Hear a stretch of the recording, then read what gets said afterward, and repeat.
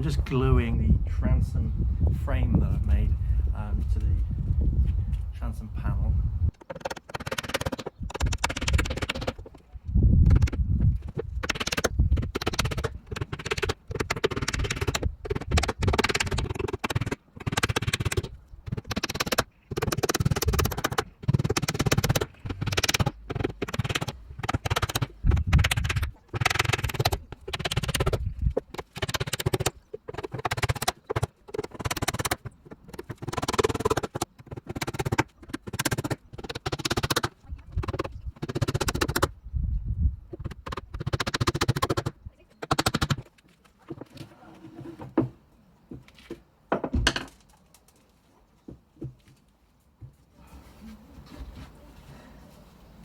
So there we have it, one pretty sturdy transom piece with a carrying handle. So right now I'm going to return to this sheet, which is the midsection, and I'm going to be laying out the markings for the rest of the 3/4 frame. So this is the sort of penultimate frame before the transom. I want to be able to put the floor in, and then I want to measure the height. So I want 6 inches there for a sort of washy bilge to be beneath this floor level, and then 8 inches down to a sort of seat base height. I'm going to be using the plunge router attachment for the Dremel to be cut out some little rabbets for tiny joinery to slot these together, so that essentially these are going to be seat base stands at this point. So where that angle actually already is, these are pre-cut from another section of the project, and they already have that correct angle on that side. So what I just need to do is to basically cut them down. Now, I've never used this before, so bear with me while I figure it out. So that's that glued together, one of the seat frame supports, just with a tiny little rabbeted joint and lots of glue and a screw in the top. So there we have the 3/4 section frame in a state of togetherness. See, there's your floor support, bench support, bench support. These are cut slightly narrower than the eventual width of the bench, just because I wanted to allow the sort of plywood lip to come around the edge. Seems pretty strong. Now I've just got hold of what is going to be essentially the aft keel timber. I've made some marks essentially where I need to cut a rabbet in for the sections to fit into, section frames, and then there's a little bit of overhang at the back because I'm not quite sure what I'm doing about the rudder arrangement, but I wanted to leave room for something to mount a pin in for a rudder. This is quite exciting to me because this rear, or this aft keel timber, is the first thing that actually seems to have something that's shaped in a boaty fashion. It's actually got that little contour at the end just to let the water slip off it towards the rudder.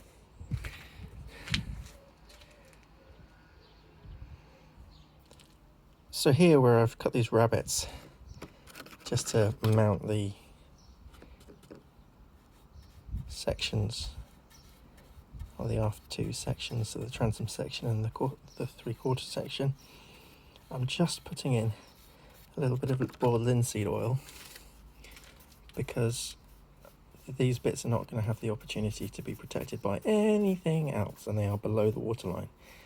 So there will be Gorilla Glue in there, and the whole thing will be epoxied from the outside, but just to ensure that these don't rot out quite so easily, I'm just going to add a little bit of extra protection, hopefully, with this boiled linseed oil.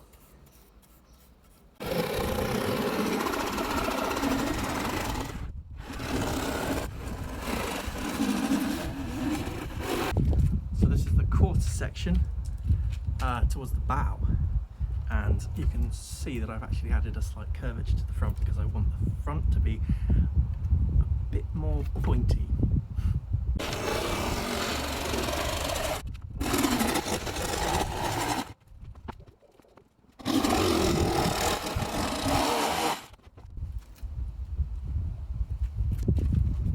One quarter section frame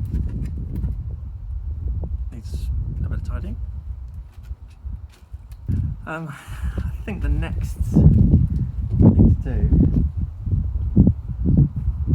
is going to be to have a think about what's going to happen with the bow section. I still need to do a little bit on the half frame, the midpoint frame, and towards the bow we've got some complications including the centerboard section which needs to be built up, so that's probably going to take a bit of time.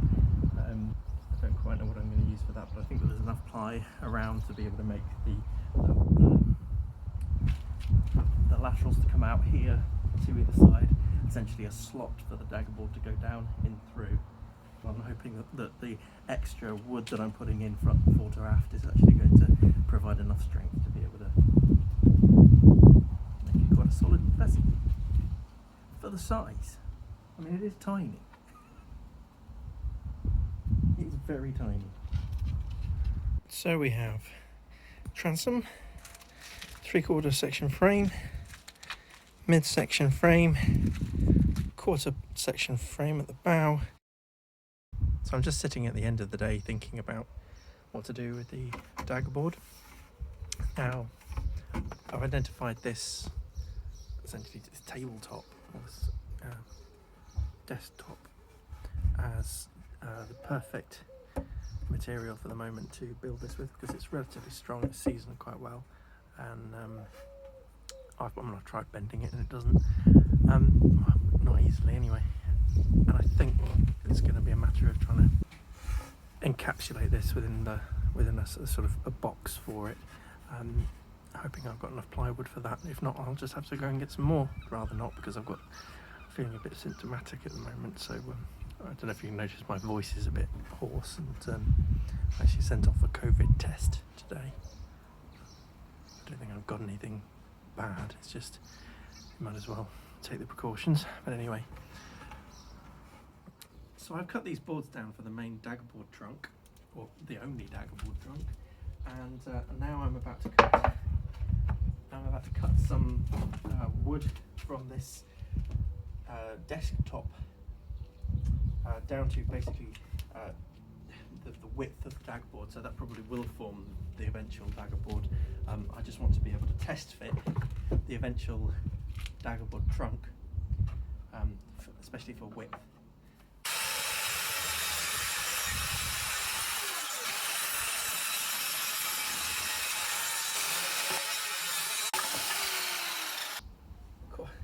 Straight edge-ish. So second line, expect a large clattering sound at the end.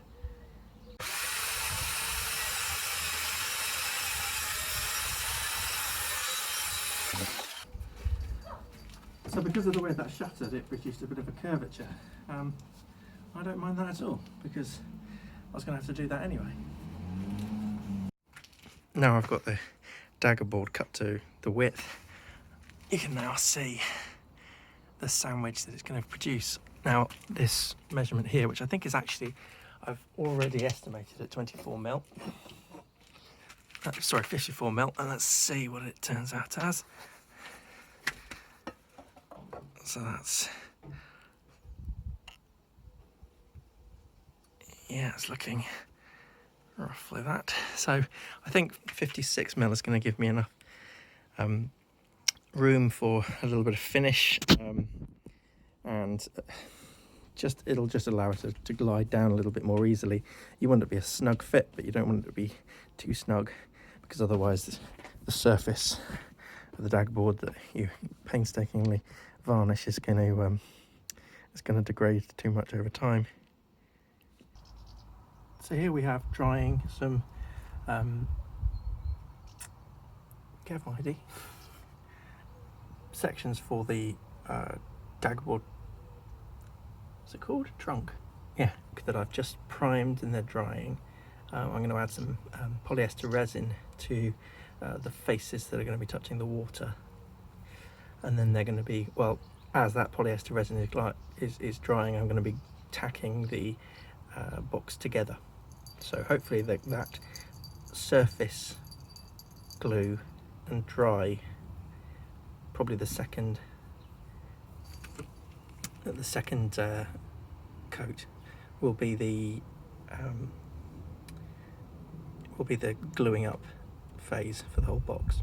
So I've just finished cutting these 4 bits of wood nice and straight, and they're going to be used for the midsection to the fore section. And there's a line there for the dagger box, the dagger trunk, daggerboard trunk, and they're going to go essentially perpendicular like so. Realise that looks a bit odd. Something is starting to look boat shaped. So the daggerboard box is going to go down through this slot and attach here. These are obviously giving us a bit of fore aft strength. The mast is going to go down there, and there's going to be a mast step section about midway through this point. So I've just sanded down these strips for the box. The primer's touch dry at least anyway. The light levels are slightly fading now, so I can't do anything on the boat tomorrow, so I'd rather check in case of rain, since I've only got one tarp. I need to do something about that.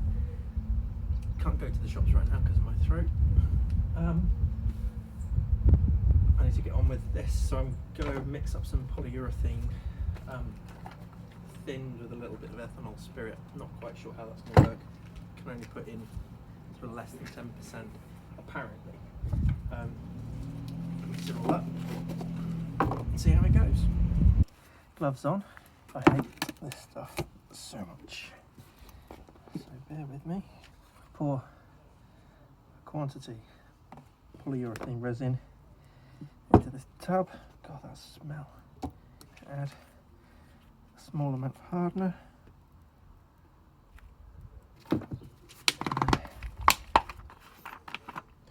A larger amount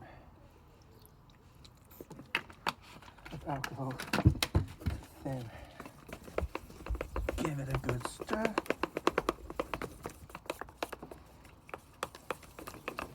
Try not to get it all over yourself. Apparently circular pots are a lot better for this than square ones. I was conscious of the hardening time available with this stuff. I did it on a very hot day the other day. It was about 30 degrees, and the working time was probably only about 5 minutes.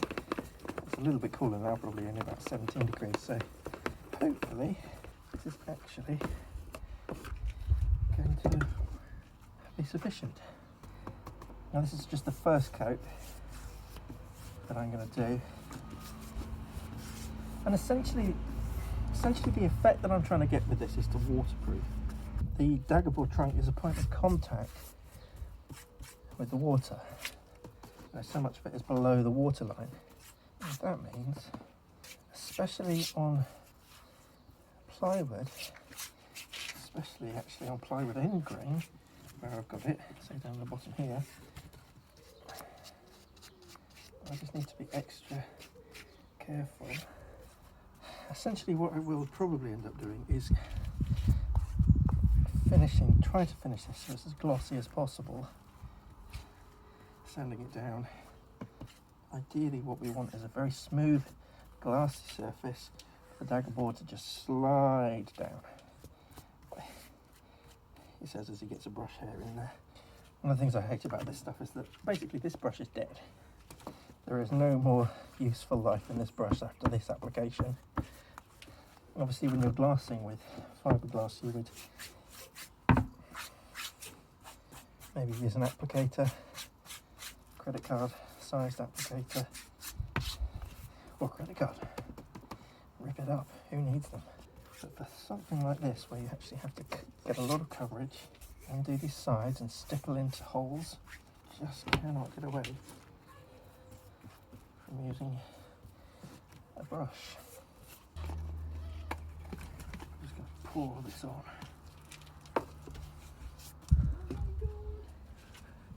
Look what Heidi's found. She didn't find she. That's her first kill. It's still alive. Oh my god, I don't know what to do. Let it go. The poor thing's in shock. Oh my god, I thought it was dead. Oh, you pretty thing. Oh. Let it go. That was a welcome distraction. Time sensitive. I'm actually going to move this one out of the way because it does have resin on it. I'll finish it off after doing an application on this board. So all I'm going to do is tip out some of the contents of this onto the board. Bellissimo. So I have to say that I'm quite happy with the way that turned out. I was fearing that job, given my quite limited experience previously with polyurethane. But after a bit of finishing up, they should be good to go. The next steps are to complete the daggerboard trunk and the bow section, and then we can possibly see about fitting the frames together. So from Heidi and I, it's time to say goodbye. And this is our unboxing video.